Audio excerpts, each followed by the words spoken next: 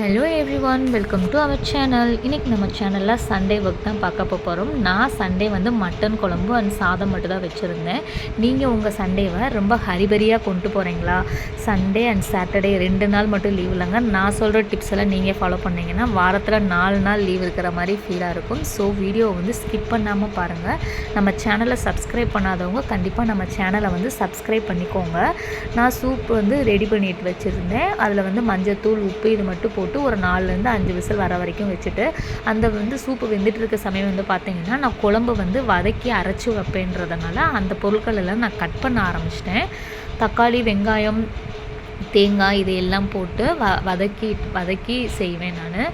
So அதுக்கான வேலைகளை தான் பார்த்துட்டு இருந்தேன். ஒரு கடாயில் வந்து கொஞ்சமாக எண்ணெய் ஊற்றி நம்ம கட் பண்ண தக்காளி, வெங்காயம் அண்டு பிரியாணி ஸ்பைசஸ் இதெல்லாம் போட்டு வதக்கிட்டு கொஞ்சமாக 4-5 பல்லு முந்திரி பருப்பு வந்து சேர்த்துக்கிடுவேன். குழம்பு வந்து ரொம்ப ருசியாக இருக்கும். நீங்களும் இந்த ட்ரிப்பை வந்து ட்ரை பண்ணி பாருங்கள்.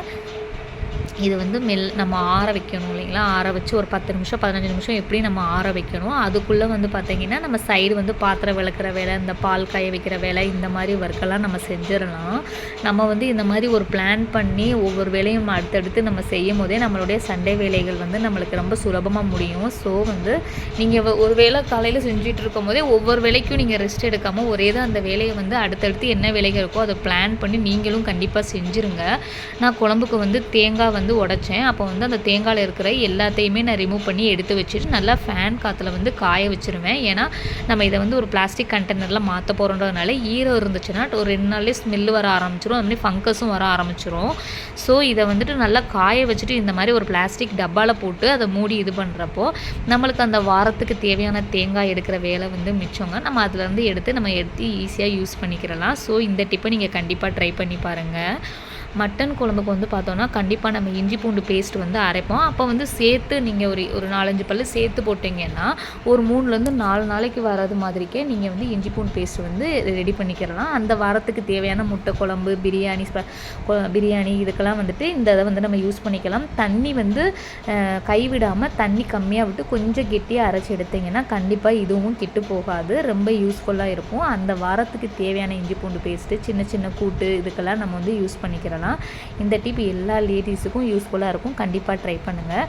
அண்ட் செகண்ட் டிப் என்ன வந்து பார்த்திங்கன்னா பச்சை மிளகாய் வந்து நம்ம காம்பெல்லாம் ரிமூவ் பண்ணிவிட்டு இதையும் வந்துட்டு ஈரம் இல்லாமல் நம்ம வந்து ஃபேன் காற்றுல காய வச்சுட்டு இந்த மாதிரி டப்பாவில் போட்டு யூஸ் பண்ணிக்கிறலாம். இது வீக்லி வச்சுக்கிறலாங்க. அப்புறம் 4th டிப் வந்து என்ன பார்த்திங்கன்னா கொத்தமல்லி, புதினா இதெல்லாம் வந்து பார்த்திங்கன்னா வேர் பகுதியில் வந்து மண் இருக்கும் இல்லைங்களா? அந்த மண்ணை வந்து ரிமூவ் பண்ணிவிட்டு அதை வந்து கைப்பிடியில் பிடிச்சி இந்த மாதிரிக்கே நம்ம ஸ்டோர் பண்ணி வச்சுக்கலாம். என்னுடைய சண்டே வேலைகளில் முதல் வேலை வந்து துவைக்கிற வேலை தாங்க இருக்கும். வீடை கூட்டிட்டு நான் துவைக்கிற வேலையை தான் நான் ஃபஸ்ட்டு பார்ப்பேன். ஏன்னா நம்ம துவைச்சி அதை காய போட்டோம்னா நம்மளுக்கு ஒரு 2 மணி 3 மணிலேயே நம்மளுக்கு துணியும் காஞ்சும் வந்துடும் நம்மளுக்கு. ஸோ வந்து நம்ம அந்த துணி துவைக்கிறது இது எல்லாமே நம்ம 2 மணிக்கே நம்ம துணியெல்லாம் மடித்து வச்சிட்டோம்னு வச்சுக்கோங்களேன். நம்மளுக்கு அந்த சாயந்தர வேலைகள்லாம் வந்து ரொம்பவே அடுத்து வேலையே இல்லாமல் நம்ம ரிலாக்ஸ்டாக வீட்டில் டிவி பார்க்குறதோ, வீட்டில் இருக்கவங்க கூட பேசுகிறதோ அந்த மாதிரி நம்ம டைம் ஸ்பெண்ட் பண்ணிவிட்டு போகலாம். 2 மணிக்கு அப்புறம் கூட நம்ம தூங்கி ரெஸ்ட் எடுக்கணுன்னாலும் ரெஸ்ட் எடுத்துக்கிறலாம். நான் சின்ன வேலைகள்லாம் பார்த்தீங்கன்னா எங்கள் பசங்க கிட்ட கொடுப்பேங்க. ரொம்ப அதிகமான வேலைகள் இல்லாமல் ஈஸியான வேலைகள் இந்த ஃப்ரிட்ஜில் வந்து ஏதாவது எடுத்து வைங்க, அப்படி இந்த தக்காளி வெங்காயத்தெல்லாம் அதோட பேஸ்கெட்டில் போடு, இந்த மாதிரி சின்ன வேலைகள் வந்து கண்டிப்பாக என் பிள்ளைகளுக்கு எப்பயுமே நான் கொடுப்பேன். அவங்களுமே வந்துட்டு ரொம்ப இன்ட்ரெஸ்ட்டாக தான் செய்வாங்க. நீங்களும் கொடுத்து பாருங்கள் உங்களோட பிள்ளைகள் எந்த அளவுக்கு இன்ட்ரெஸ்ட்டாக அவங்களுடைய வேலைகளை செய்கிறாங்க அப்படின்ட்டு. என் பையன் வந்து ரொம்பவே இன்ட்ரெஸ்ட்டாக செய்வான். இதுக்கிடையில் சூப் வந்து ரெடி ஆயிருச்சு. சூப் வந்துட்டு காலையில் வெறும் வயிற்றில் கொடுத்தா நம்ம குழந்தைங்களுக்கு வந்து சளி பிரச்சனை இந்த மாதிரிலாம் இருந்துச்சுன்னா ஈஸியாக குணமாயிரும்னு சொல்லுவாங்க இல்லைங்களா? அதனால் வந்து பார்த்திங்கன்னா பிள்ளைகளை வந்துட்டு நான் காலையிலே நல்லா தலைவலியே தண்ணி ஊற்றி நல்லா குளிக்க வச்சுட்டு எம்டி ஸ்டொமக்கில் வந்து ஃபஸ்ட்டு சூப் தாங்க கொடுத்தேன். இந்த சூப்பில் வந்துட்டு நம்மளுக்கு பிள்ளைகளுக்கு தேவையான ப்ரோட்டீன்ஸ் எல்லாமே கிடைக்கும் அப்படின்றதுனால எனர்ஜி லெவலும் அதிகமாகும் அப்படின்றதுனால ஃபர்ஸ்ட்டு நான் சூப் தாங்க கொடுத்தேன். இந்த சூப் வந்துட்டு வரட்டிருமல், நெஞ்சு சளி இதெல்லாம் ரொம்ப இருந்துச்சுன்னா நம்ம இது கொடுக்குறப்ப அவங்களுக்கு வந்து இது குணமாகும். கண்டிப்பாக நீங்களும் வந்துட்டு கொடுங்க குழந்தைங்களுக்கு. சில பேர் வந்துட்டு இந்த மாதிரி சூப் கொடுக்குறதுக்கு ரொம்ப யோசிக்கிறாங்க. நீங்கள் வந்து தாராளமாக குழந்தைங்களுக்கு கொடுக்கலாம், 3 வயசுக்கு மேலே இருக்க குழந்தைங்களுக்கு. அப்புறம் சைடு பை சைடு வந்து பார்த்திங்கன்னா குழம்புக்கு வந்து தேவையான அளவு மசால் போட்டு அதை வேக வச்சுட்டு வதக்கி வச்சுருந்ததும் ஆறிடுச்சு. நான் மிக்சியில் வந்து அந்த வெங்காயம் தக்காளி இதெல்லாம் போட்டிருந்தது நல்லா அரைப்படணுன்றதுனால நான் கொஞ்சம் வலுவலுன்னு தான் அரைச்சேன். எனக்கு கொர கொரன்னு அரைச்சி குழம்புல ஊற்றுறது பிடிக்காதுன்றதுனால நான் கொஞ்சம் நல்லா நைஸ் பேஸ்ட்டாகவே அரைச்சி போடுவேன். அது வந்து குழம்புக்கு இன்னும் ருசியாக இருக்கும். அந்த டேஸ்ட் வந்துட்டு ஃபுல்லாக நம்மளுக்கு குழம்புல இறங்குனது மாதிரி ஃபீலாக இருக்கும். ஸோ இந்த மாதிரி நான் நல்லா வலுவலுன்னு அரைச்சி தாங்க குழம்புல சேர்ப்பேன்.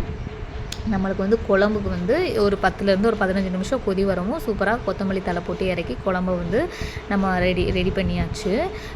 இந்த குழம்பு வந்து அந்த சைடு அடுப்புக்கு மாற்றிட்டு நான் என்ன பண்ணிட்டேன்னா, ஒரு சைடு இதில் வந்துட்டு நான் ரைஸும் வைக்க ஆரம்பிச்சிட்டேன். ரைஸும் ரெடி ஆயிடுச்சு. நம்ம குழம்பும் மட்டன் குழம்பும் சூப்பராக ரெடி ஆயிடுச்சு. நான் 11 மணி 11:30க்கே நான் சமைச்சு முடிச்சிட்டேங்க. 11:30 மணிக்கு சமைச்சு முடிப்போம். பிள்ளைகளுக்கு வந்து ஈஸியாக 12 மணிக்கு வந்துட்டு சாப்பாடு வந்து போட்டு நம்ம சாப்பாடு வேலைகளை வந்து ஈஸியாக முடிச்சிடலாம். இது எல்லாமே வேலைகளை வந்து நம்ம நெக்ஸ்ட் பிளான் பண்ணனால மட்டுமே இவ்வளோ ஈஸியாக நம்ம வேலைகளை வந்து முடிக்க முடிஞ்சுச்சு. நானுமே வந்துட்டு ஒவ்வொரு வேலைகளுக்கும் வெயிட் பண்ணி சமைச்சிட்டு இருந்தேன்னா கண்டிப்பாக என்னோடய வேலைகள் 11 மணி 12 மணிக்குள்ளே முடியாது. சாப்பாடு ரெடி பண்ணிவிட்டு நாங்கள் ஒரு 11:30 12 மணிக்கு எங்களோட சண்டேயோட லன்ச் ஒர்க்கை வந்து நாங்கள் சூப்பராக முடிச்சிட்டோம். இந்த மாதிரி உங்கள் வேலைகளை நீங்களும் செஞ்சு பாருங்கள். நீங்களுமே ரொம்ப ரிலீஃபாக ஃபீல் பண்ணுவீங்க. மட்டன் குழம்பு வந்து சூப்பராக இருந்துச்சு. மட்டனும் நல்லா குலைவாக வெந்திருந்துச்சு. குழந்தைங்களுக்கு ஊட்டுறது மாதிரி இந்த மாதிரி உங்கள் சண்டையும் கொண்டு போங்க. ரொம்ப ஹாப்பியாக இருக்கும். தேங்க்ஸ் ஃபார் வாட்சிங்.